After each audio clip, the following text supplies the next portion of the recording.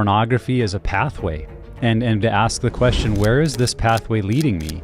You know, God created sex in that we become physically vulnerable. Our bodies are naked, but he created sex also to be a place where we can learn to be relationally and emotionally naked with our spouse. And so pornography does the exact opposite. It only focuses on the body. And I remember in my own journey hearing about some of the brain research that shows there are parts of our brain that don't know the difference between fantasy and reality.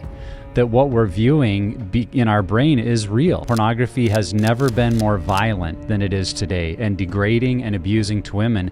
And if that's what we're consuming in our brain, with a part of our brain that doesn't know the difference between fantasy and reality, we are on a pathway that leads towards sexual violence. I have heard very few, if no, stories of somebody just saying, oh, I decided not to look at pornography, and I stopped. This is usually a deeply rooted problem of learning to cope with life using pornography. Hello, good listener. Welcome to the Pure Desire podcast. I am your host, Nicholas J. Stumbo, and this is your biblically based and clinically informed approach to healing from betrayal and breaking free from all kinds of compulsive sexual behavior. Today is episode 384, and here joining me is my co-host, Ashley Jameson. Ashley, good to see you today. How are you doing? I am really glad to be here talking about this. Yeah, this was a great topic. We are now on our third episode of talking about a new report, some stats and data about pornography use and Christians and the world called Beyond the Porn Phenomenon. The first 2 weeks we had David Kinnaman, the president, CEO of the Barna Group that did the research with us. And then one of their data experts, Daniel Copeland, last week. And now this week we're kind of stepping back and starting to interview some of the ministry experts that were interviewed for the report. And today we got to speak to a good friend of the show, someone we really highly value, the creator of Authentic Intimacy and the person who coined the phrase sexual discipleship, and that's our guest, Juli Slattery. So Ashley, what were your thoughts or just takeaways from today's conversation with Juli Slattery?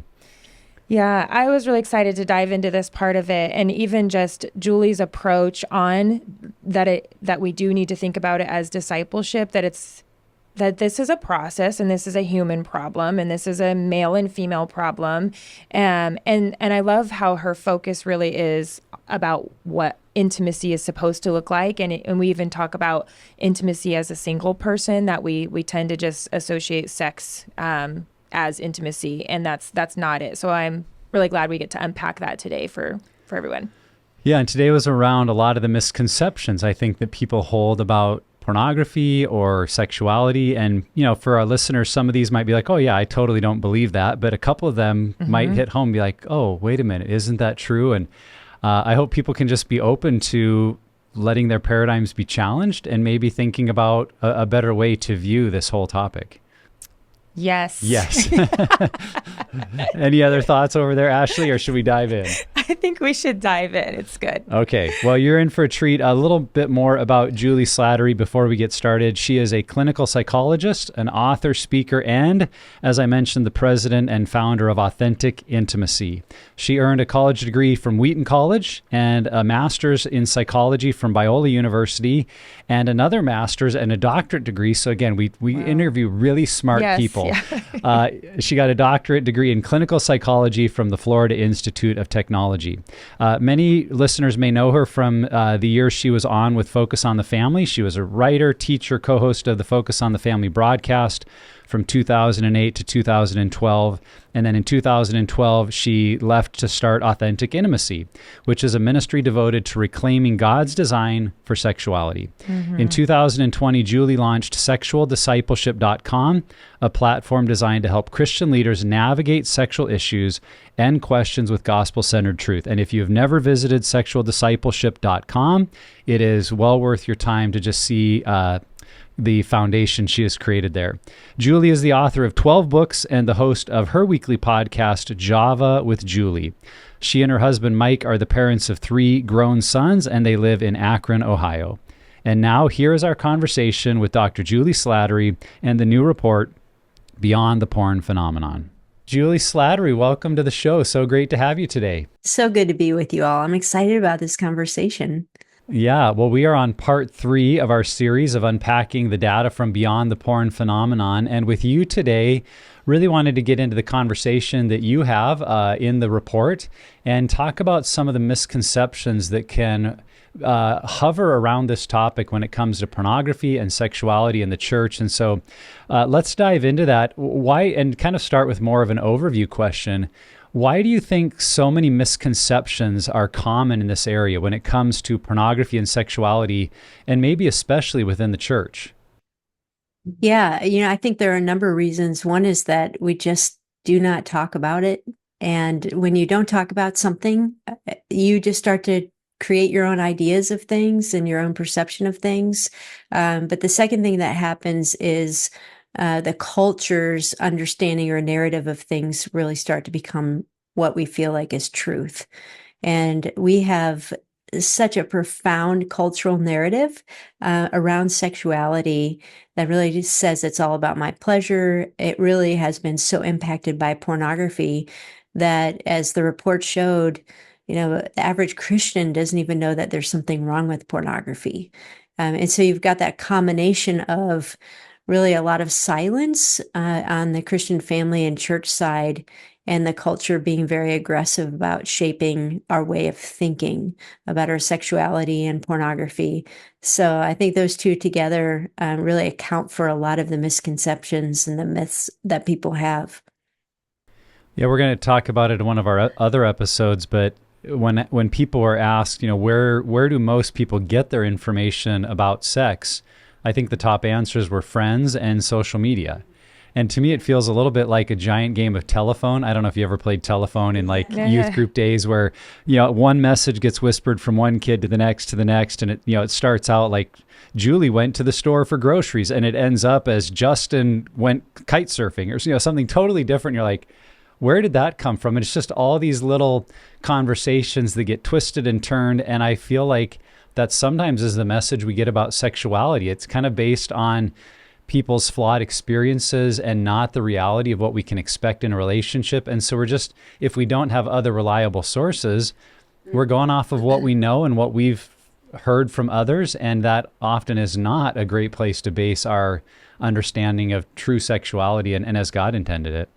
So I even think about, as a parent, when we're watching TV and a sexual scene comes on and we may flip it, and what we say of, oh, that's inappropriate, or that's just those little subtle messages we hear not only in our home, but from our church, or hearing nothing.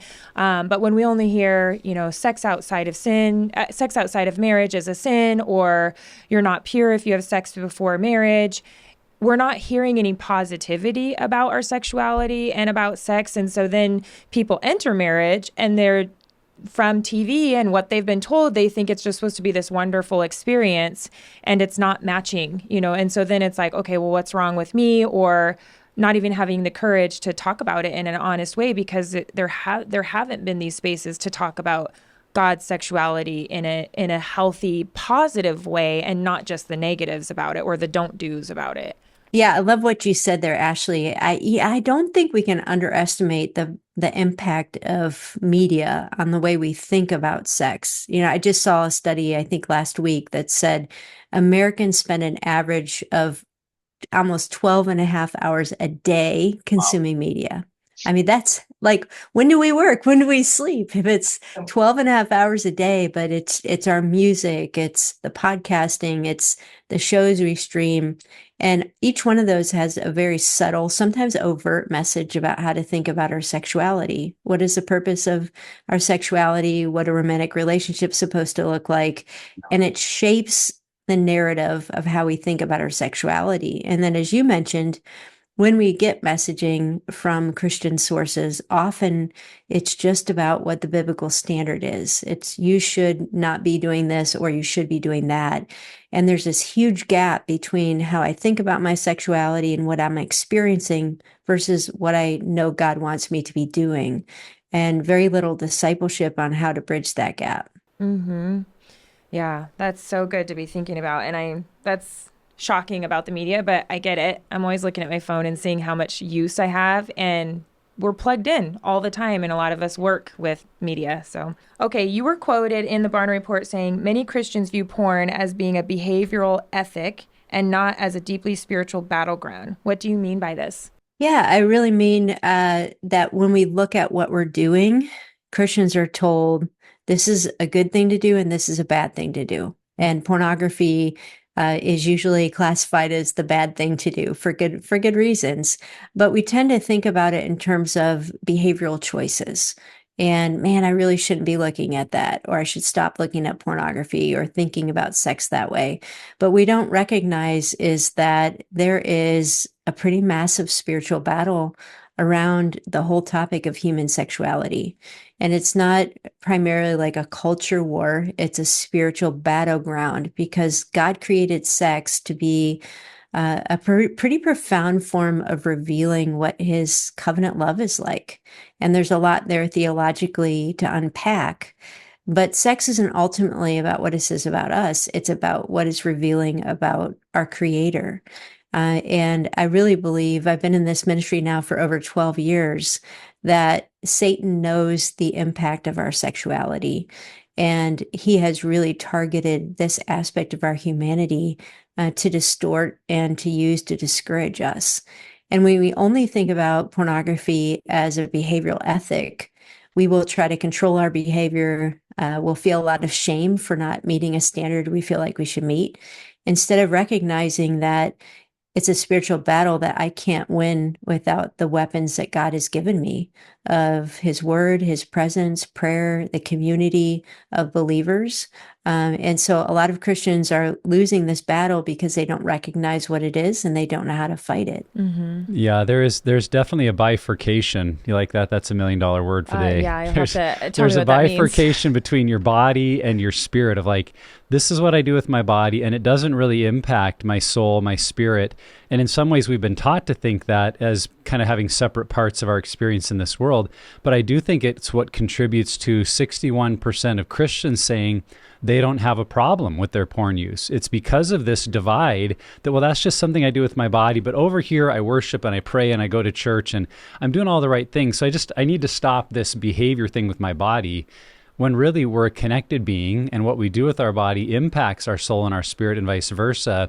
And I think if we can kind of bring ourselves back together as whole integrated beings and see that what I do with my body, what I do with my sexuality is driven by what I feel and experience at a much deeper place, and what I believe to be true about God and my identity, my worth, and my value. Those things are all connected to what I end up doing with my body. And so if we see it through that lens of this is a spiritual battleground of where the enemy is trying to continue to plant lies and misconceptions, that what I ultimately then do with my body is a byproduct of that, I think we do have a much better chance of addressing the issue, because now we're addressing it holistically and not just trying to fix a body problem that does go deeper into our soul and our spirit. Mm-hmm.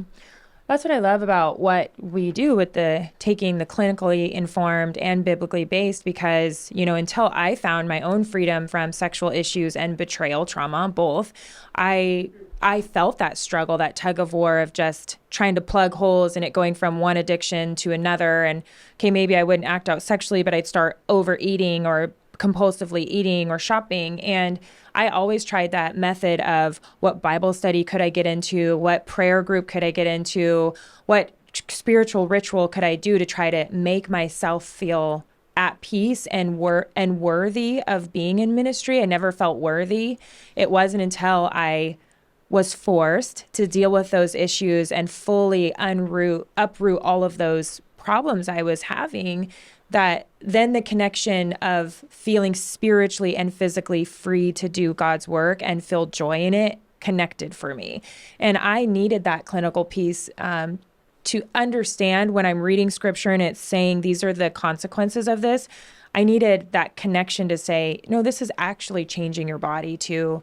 And it all feeds into each other. And that was definitely my experience. Yeah, I bet that was powerful. And, actually, a few things you said that I'd love to bounce off of.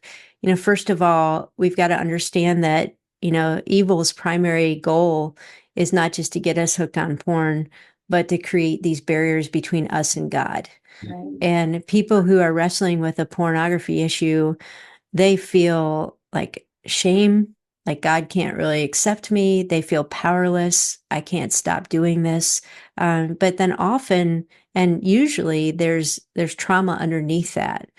And the research, as you all know, shows that we can use pornography like a drug. We can use sex like a drug, and to try to make up for feelings of rejection, and I don't feel connected to people, and I feel lonely or anxious or depressed.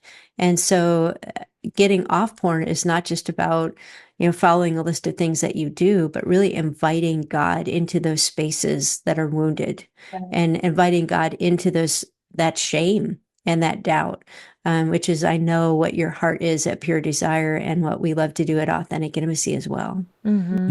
Yeah. We want to reconnect body, soul, and spirit to God and in community with other people. And by the way, if my wife listens to this episode and hears that I use the word bifurcation, she is going to give me such a hard time. When I used to preach and I would use big words, she would just like roll her eyes. And anyway, Julie, I want to circle back to what you said at the beginning, that one of the issues is we just don't talk about this. And in the report, you state that one of the reasons that there is very little difference percentage-wise between Christians and non-Christians in this area, and I think that surprises a lot of people, because we would think, man, in our Christian ethic, there's probably a big difference between how many people are viewing pornography, and it's actually really quite small. And you state that one of the reasons for that is our silence around this topic. So why do you feel like silence contributes to Christians using porn? Yeah, for a few reasons. First of all, there aren't safe places to learn about healthy sexuality. So if all those messages from media and social media and the culture are painting a picture of this is what it looks like to be sexually whole, and it involves things like your own desires and pursuing pornography, and you don't have an alternative vision of wholeness, even within marriage, what does a sexually whole marriage look like? If we're not painting that picture for people, then they don't have an alternative narrative. But second of all, when the church is silent, it means that we have no safe place to go for help. No. And so, the research shows that the vast majority of our young men and now young women are being exposed to pornography, but they have no safe place to go to say, hey, help me with this. Mm-hmm. Like, I don't know what to do with this. I don't know what to do with the shame. I don't know what to do with my devices and the draw I have towards pornography. And so what ends up happening is that pattern just deepens and deepens. As you all know, what happens in the brain with pornography, it becomes a true addiction or stronghold. People are so surprised, as we should be, when we see Christian leaders who have this great love for the Lord fall sexually. Well, that temptation started somewhere way back in their past, when it could have been dealt with in a way that really could have set them free. But because of the silence and the lack of opportunity to deal with things, this happens to leaders and lay people. We don't have a safe place to go for help in discipleship, which means that we just get more and more entrenched in the world's way of thinking and in the behaviors that are destructive. Yeah, I think of it like the metaphor that if I have a small pipe leak in my house and there's a wet spot on my carpet, if I call for help right away to a plumber or someone that understands how to fix it, it could be a fairly minor issue. But if I don't know who to go to and I just kind of ignore it, and pretty soon I have 3 feet of water in my house, now I've got a much, much bigger issue, and asking for help, while it's still what I need to do, it feels more embarrassing, and the fix is actually going to take a lot longer. And so how do we create places where, particularly at a young age, Christians see, no, this is something God cares about? And I think that was one of my experiences in not really hearing about sexuality at church, is I came to the conclusion that God doesn't really have much to say about sexuality. And so in that area of my life, I've got to go figure that out by myself. When the truth is, God has a lot to say in his word about this area and what he made us for. And if we hear about that and see that, like you said, Julie, it is safe to say, man, I think I've got a little place in my life where there's a leak. There's something that's not really right or working, but it's okay to say, could someone help me fix this? we can navigate those issues much sooner. But it really starts with having that topic be heard in a positive way in our church, to say God has something to say and wants to be deeply involved in your life in this area. Yeah, I always lump leaders and parents together, because I feel like so many of the principles are the same of having fear that if we talk about this and understand that breaking free of sexual struggles has to be a process most of the time. It's not something somebody can just pray one scripture and it's done. That if we open up to saying this might be a process and you might struggle for a while, that it almost gives permission or says we're, open to this sin. And I remember even, my boys are adults, somebody saying, how do you listen to what they're doing, as 20-year-old boys? Yeah. And like that's, as a Christian, it's like, how do you listen to that? I said, well, they're 20. And I remember being 20. And if I don't, if I want to just come down on them for everything and say, that's not biblical, that's not the way God wants you to be doing that, or shouldn't you be praying more scripture, they're not going to come to me anymore. And slowly I've seen them come to me more and more and more. And I think as parents and leaders, it's that balance of that fear of us talking about it, giving permission that it's okay to struggle. But we have seen time and again that just confessing does usually not work, that we want people to come to us over and over. But then if they do the second or third time and say, I made a mistake again, our tendency as churches can be, well, why are you not applying what I taught you last time? And it's really a process. It takes a while. Like Nick said, if it's been years, it's going to take likely years to renew those pathways and undo those behaviors. Yeah. And actually, I think, that brings up, you see, so often when we do talk about these issues, we use testimonies, which are great, but the testimonies are 15 or 20 minutes. And it's like, I used to struggle with pornography, or I cheated on my spouse and God intervened and now we're doing great. Yeah. And it doesn't give people the true vision of this is an ongoing battle. Yes. Like people relapse, they struggle, they feel like, man, I'm in the same place I was 2 or 3 years ago. Why are things not changing? Yeah. And the reality of it is God is working when we pursue him and we pursue healing, but it's a long road of healing and restoration. And we need to give people that expectation that it's not a one and done, but it's being willing to go on that journey. Yeah, realistic visual of what the journey, and not in a discouraging way, but exactly what you said. I went to a recovery church, and before all of my things came out, it was like I saw people do that. Before Christ, my life looked like this, and after Christ, I'm like, what's wrong with me? So yeah, we need those gaps filled in of the connection of how we got there and how we're still working. Okay, well, a big question we get is about singles. So what does it mean for a single person to be sexual? Churches can focus so much on marriages that we forget that all humans, married and single, are sexual beings. Yeah, boy, that's a question that we get all the time as well. We so often just equate being a sexual being with having sex that we often don't even have a category for what is it to be a gendered person who has sexual desire but isn't having sex. And that's a distinction that we really need to make, that our sexuality is the aspect of our humanity, physical, relational, emotional, that has a capacity for sex and sexual relationships, but actually is wired for intimacy. And there's uniqueness in male and female in the way that we interact, even in our non-sexual relationships and in our communities. And so really giving singles a vision for, you still are made in the image of God, male or female, as a sexual person. You have desires and longings, but helping, I think, singles understand that ultimately you weren't created for marriage, and ultimately you weren't created for sex. Those may be part of the human experience for you, but you were created for intimacy.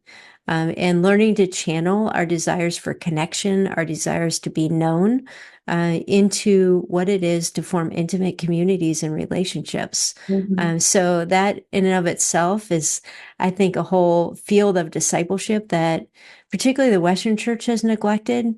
Like, we only know to say sex is for marriage, someday you'll get married. Well, the reality is that over 40% of American adults are single.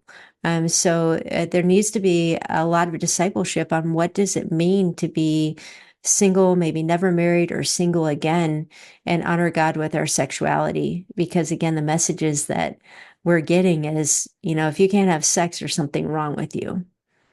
Yeah, sometimes the message we give single people is if you're not married, just keep a lid on it. And all those thoughts or desires, like just keep it pushed down. And I think people feel like they are pushing down on that lid as hard as they can. And then, something goes outside. It's like, oh, no, push it back down and just repress it. And obviously, if we're single, we do need to be cautious about what we expose ourselves to or what stirs up desire in a way that we're not ready for. Song of Solomon says, do not awaken love until it pleases, until the right time. But at the same time, we're not giving people language to understand that I am sexual outside of marriage. God made me, and being able to look at our desires, many of them as being rooted in God's creation and God's goodness, and having single people have the freedom to ask the question, God, how can I channel, like you said, how can I channel this desire in a healthy and good way, even while I'm waiting for a day where I might be married, or if I feel called to lifelong singleness? And I've mentioned that too to many guys in group, especially as a single guy is wrestling with kind of treating marriage as the ultimate finish line in life. Well, if I'm not married, I'm living a lesser life. And I say, man, I'm so glad that Jesus didn't feel that way. And many of the prophets and apostles that, as far as we know, were never married, never had sex. And I don't think we would look at them and say, well, you lived kind of a half life because you never got married. Really in every generation of the church before this one, it feels like there was a very high value on celibacy and on people that would actually choose celibacy as a way of honoring Christ and serving him. If someone does that now, it's like, what's wrong with you? Why would you do that? Because we've so platformed marriage versus seeing that, man, we can be sexual and single and do it in a healthy way. And I think there's a lot of work to be done to kind of reimagine that in today's day and age. Yeah. And I want to use your fancy word bifurcation too. We sort of have bifurcated conversations about sexuality to married people and single people. And I think that's really a mistake because I think what even our singles need to recognize and understand is that marriage is not a sexual free-for-all. That when you get married, you have new challenges of how do I channel my desires? How do I love my spouse? We're going to have mismatched desires. We're still going to have, desires that we need to submit to the Lord because they're wrong.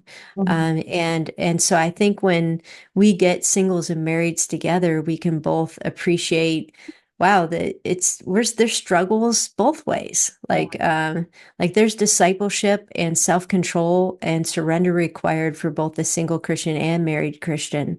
And so I think those conversations help flesh that out, and we can really learn from one another. Yeah. That's such a good point. I will say that I'll say, I was a single after sex because I was divorced. And so I had to live in that land where you figured out what that looked like for 4 or 5 years and even in marriage, because with marriage, like you're saying, the challenge is as a betrayed spouse, there's been seasons where sexual intimacy was not part of our game, or as a wildland firefighter, my husband will go away all summer and just having to figure out in those seasons what that looks like to be a sexual single in my marriage. And I got a good picture of this the other day because my husband, John, he was building a little roof cover thing for our whole house generator, so it could stay next to our house. And he felt so just like, I just built this roof. and he actually went on our property and cut down small trees and built the whole thing out of small trees from our property. And we had some extra metal. He didn't spend anything. I mean, it was very impressive. But I saw this just genuine fulfillment and joy in him that night, where it was like, hey kids, let's do our Bible. Do you want to play a game? He's like, do you want to carve pumpkins? I'm like, it's 9:00 at night. But he was just this engaged version of himself that was so joyful. And other seasons, I can see him really struggling to need something, need a video game, need a movie, just this discontentment. And I was watching this. I didn't articulate it to him, but I said, he found something that made him feel like he was really tapping into this creativity that God has given him, this individuality. It doesn't involve me. It's his own thing. And I just saw it give him genuine, hit all the pleasure, parts of his brain. And at some point I was like, you need to go to bed. He's like, my dopamine is on full blown, and it was really cool to see that. And so, and relating that back to when I was single, it's so important to have your own identity as a whole person outside of your spouse, whether you're married or single, and just be able to keep all of those different buckets, spiritual, physical, emotional, non-sexual touch full, and so that you're not feeling deprived in any intimacy. Yeah. Well, let's dive in, Julie, to some of the misconceptions that specifically got asked about in the Beyond the Porn Phenomenon report. One of the stats found that 67% of people believed that a person can both view pornography and live a sexually healthy lifestyle. And as we talked about, the differences between Christians and non-Christians, even on an answer like this, is quite small. So why would you say that pornography and sexual health do not go together in a day and age when many try to say, oh, sex, porn can spice up your sex life. It can prepare you. What are the problems there in how those two really combat or work against one another? Yeah, Nick, it really comes down to how do you define sexual health? And like we talked about earlier, we have been taught by the culture how to think about what is healthy. And so our culture says sexual health is when you get to have what you want, when you feel like you can express your desires, you can express yourself, you can have the sex or the sexual experience that you most desire. And if we're using that framework for sexual health, you can see why people would say, okay, well, pornography isn't opposed to that. Actually, it helps me discover what I want, and it gives me immediate access to anything I might desire. But when we look at really the research and also rooted in scripture of what sexual health is, we find that sexual health is really linked to intimate partnership, that God created sex to be something that you do to celebrate and remember a covenant promise that I'm going to be with this person for the rest of our lives. And this is a way for us to connect. It's a way for us to enjoy each other. It's a way for us, even through things like oxytocin and dopamine, to be more deeply rooted to one another. And when we take sexual expression outside of that covenant or long-term relationship, we actually are confusing our brains. We're teaching our brains that sex is all about what I want. And then even if you try to take sex within that relationship, that long-term relationship, but your body and brain have been hooked on pornography, it sets you up for the wrong expectations. And we see this all the time where you have a young man or woman or older man or woman who gets married, and they can't even be aroused by their spouse because their spouse's amazing naked body or touching just doesn't do it for them, because their brain has been so wired to respond to something that's unnatural and to respond to what I want when I want it, that they're unable to enter into that space of actually learning to love each other well. And I know you guys know these kinds of statistics, but when we look at even, sexual inability or impotency in young men, we've never seen it where it is today, where it's just, and is that really what people want? Yeah. It's not. It causes embarrassment and shame and grief. So this is not setting us up for sexual health. And part of it, I would argue, is we really have to examine how we're defining sexual health. I think one of the other lies that we're taught is that sexual health equals frequency, and pornography can contribute to that. But actually, pornography works against frequency because we're getting our needs met somewhere else. And like you said, it's confusing the brain. But I think one of the ways we would define sexual health is its fulfillment and mutual fulfillment within a marriage, that when we have physical sexual connection, we're both at a place of satisfaction. And the brain is designed that way. But when we're viewing pornography or incorporating that into our lifestyle, we're actually less likely to feel fulfilled, even through intimacy with our spouse, because our brain is confused. And it actually creates this cycle that we're always looking for more and more because we're not quite fulfilled by that experience. And so I would just encourage people, if in your marriage you're really looking for that mutually fulfilling sexual experience, pornography simply cannot be part of the equation, because it is setting you up for disappointment and the need to always have more and more and more. Mm-hmm.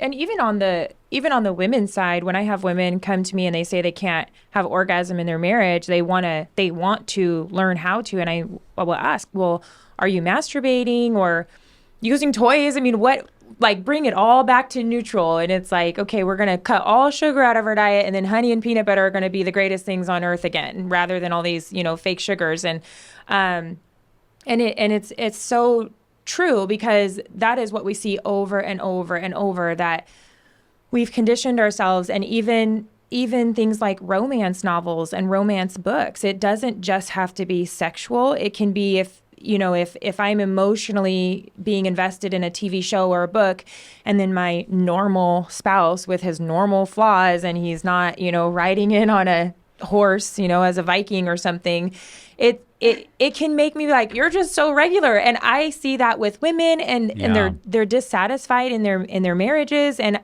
I'll say, we need to pull out all those things that are giving us those false expectations, whether it's romantic or sexual, and just bring it back to exploring with our spouses. And again, we touched on this in another question, even newlyweds, that you don't have to come in sex ready. This is your opportunity to get to discover together. And, with the erectile dysfunction in the young men, it's a little easier to hide as a woman, but is that really what you want to go through the rest of your marriage, faking sexual connection and orgasm? Or do you want to be able to bring it back all out on the table and say, what are we doing in our marriage, both of us, that's contributing to this disconnect here? And how can we grow and be honest and have fun figuring it out together? Yeah. Well, and really what we're talking about is pornography and romance novels and things you're mentioning. They erode safety in the sexual relationship. Because if I'm being intimate with my husband and I say, hey, what are you thinking about? And he says, oh, I'm thinking about this image of some other woman. Does that make me feel safe? Does that make me feel loved and accepted? No, it does the opposite. And so we learn to lie to ourselves and to each other, and we learn just to share our bodies and not to be working towards true oneness and safety. And so it undermines the very thing that we want sex to be in the long run. Right. And in those moments, we need to be brave enough to pause what we're doing so we don't keep reinforcing those connections. Okay, another stat is 66% believe that with enough willpower, a person can kick this habit on their own. We kind of talked about this a little bit. But what has your experience been as you help others? Do you find this to be true? No, I don't. I have heard very few, if no, stories of somebody just saying, oh, I decided not to look at pornography, and I stopped. Sometimes that can work for a few months. You can put some external controls like Covenant Eyes or things like that on your devices, and it helps. Right. But as we've already talked about, this is usually a deeply rooted problem of learning to cope with life using pornography. And the secretism around it and the shame around it means it just gets so entrenched in you that sometimes you can have 6-8 months of sobriety and then you end up right back to the place that you were. And this can be devastating for both the person who's struggling and if they're in a relationship for their spouse, to be like, wow, I thought we already dealt with this and here we are again. Mm-hmm. And so recognizing that, again, this is a journey and it has to involve other people. And I think that's the other myth is, just me and God, we can deal with this. I'll confess my sin. I'll pray more. I'll read my Bible more. But just really the way that God has wired us to heal is we need to be connected with other people on this journey, which is why I'm such a huge fan of Pure Desire, because you give that opportunity to be honest and transparent with others who are struggling and be on that journey with you towards wholeness and healing. Yeah. Yeah, when I was in church ministry, I occasionally got to go into the prison and meet with people that wanted a chaplain's call. And I found it remarkable that in those years of doing that, I never met with a first-time drug offender.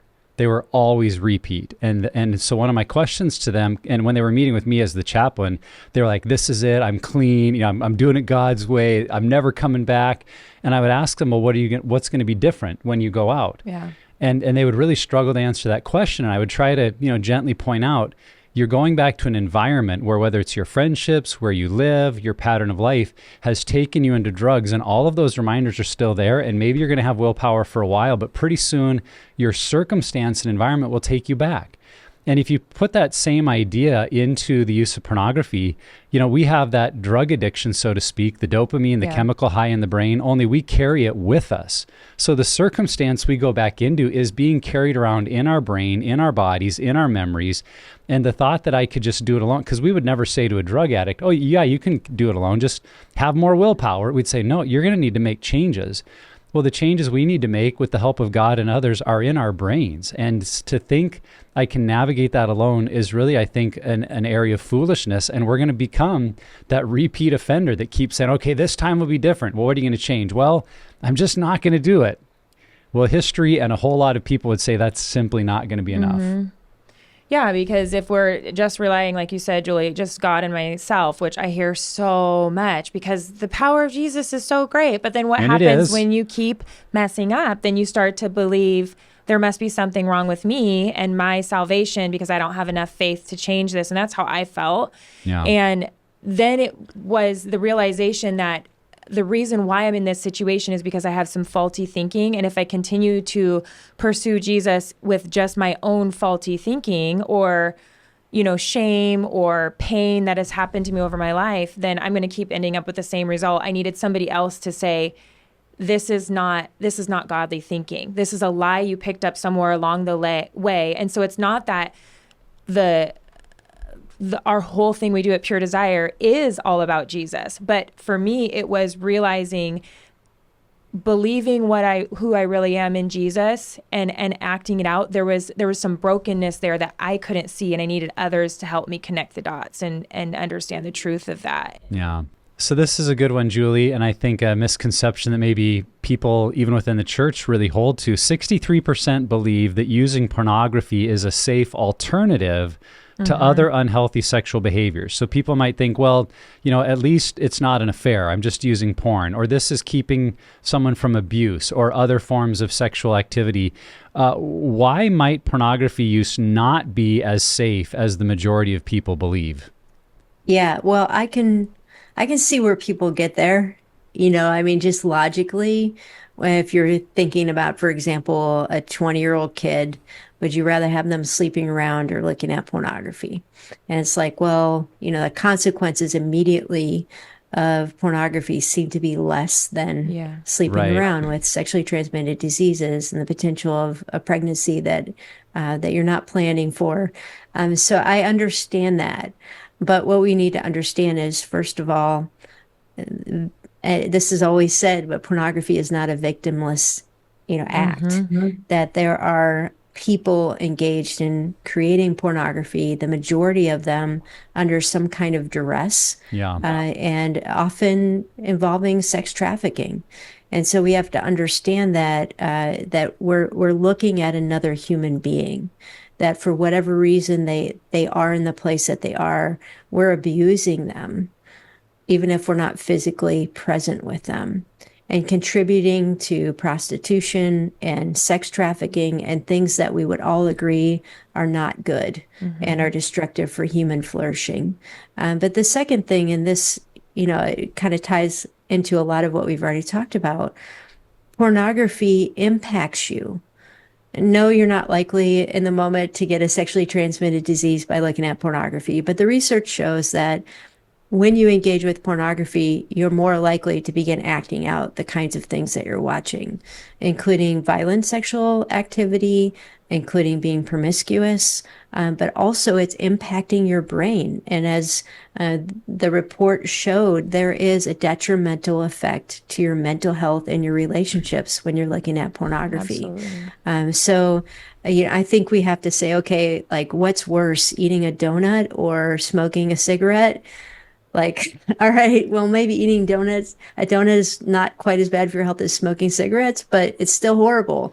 And if you eat donuts every day, you're not going to thrive. And so we can't just say, well, because it's not sleeping around, pornography is acceptable. No, it is. It has its own form of dangers and harm for yourself and for others that we need to recognize.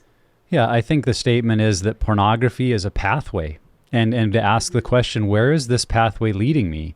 And I remember in my own journey hearing about some of the brain research that shows there are parts of our brain that don't know the difference between fantasy and reality, that what we're viewing in our brain is real. And so also, I think it needs to be said that pornography has never been more violent than it is today, and degrading and abusing to women. And if that's what we're consuming in our brain, with a part of our brain that doesn't know the difference between fantasy and reality, we are on a pathway that leads towards sexual violence. And I think even as people hear this, they might say, oh, well, I would never, cross whatever line. But the truth is, pretty much every person I've done group with, including myself, has parts of their story that they had said, well, I would never do that. Yeah.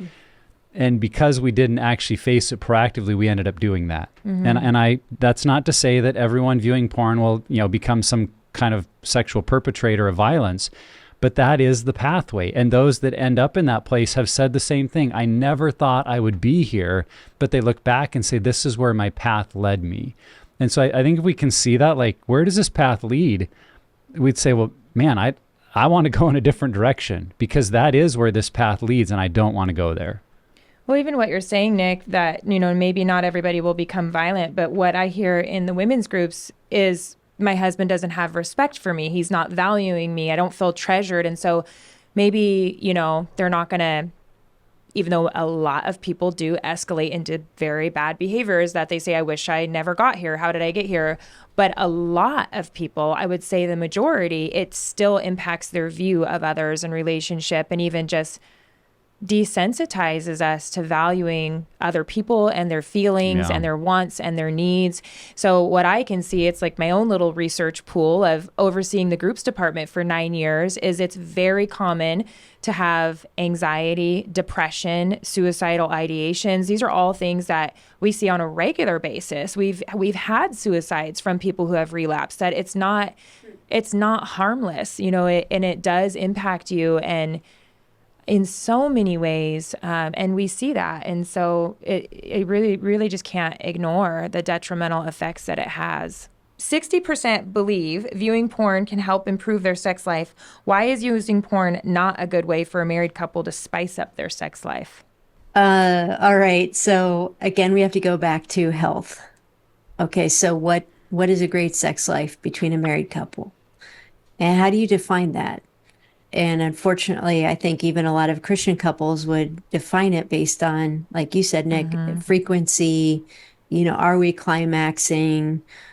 Are we excited about this? And they don't look at the fact that if you only take that aspect of your sex life and you ignore other aspects of what it takes to build intimacy, you're going to have a very unbalanced and in some cases destructive sex life. Because sex is it's not just about what's happening in the body. It's not just about the pleasure. It is about that. But it's also about creating a safe place for you and your spouse to be open and honest, to be fully known. God created sex in that we become physically vulnerable. Our bodies are naked. But he created sex also to be a place where we can learn to be relationally and emotionally naked with our spouse. And so pornography does the exact opposite. It only focuses on the body. It doesn't invite you into sharing the deepest aspects of who you are.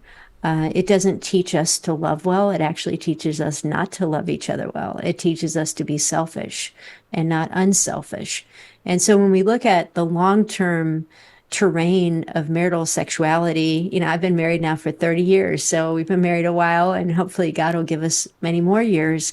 But that's a long journey of growing in intimacy, growing in trust, growing through seasons of good times and bad times, and really treasuring the gift of sex that God has given us. And so pornography might be that immediate hit of, for 6 months, it spices things up, but it erodes the safety, the faithfulness element, the intimacy element that really makes sex beautiful in the long term.